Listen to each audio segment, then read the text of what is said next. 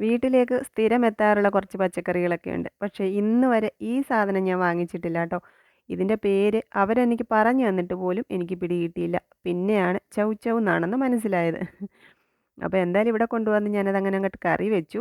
വെളിച്ചെണ്ണ ഒഴിച്ച് ജീരകവും ഉഴുന്നും ഒക്കെ ഇട്ടു. ഇഞ്ചിയും വെളുത്തുള്ളിയും ചതച്ചതൊക്കെ ചേർത്ത് പിന്നെ ലേശം കറിവേപ്പിലയും പച്ചമുളകും ചേർത്ത് കൊടുത്തു.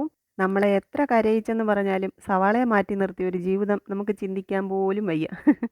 അപ്പോൾ സവാള ഇട്ട് വഴറ്റി അതിനകത്ത് ഞാൻ ഒരു നുള്ളു ഉപ്പൊക്കെ ചേർത്തിട്ടുണ്ട്. എന്നിട്ട് ഒരു പിടി തേങ്ങ പെരുംജീരകവും ചേർത്ത് നല്ലവണ്ണം അരച്ചെടുത്തു. എന്നിട്ട് പിന്നെ മസാലയൊക്കെ ചേർത്തു. മഞ്ഞൾപ്പൊടി, മല്ലിപ്പൊടി, കാശ്മീരി പൊടി.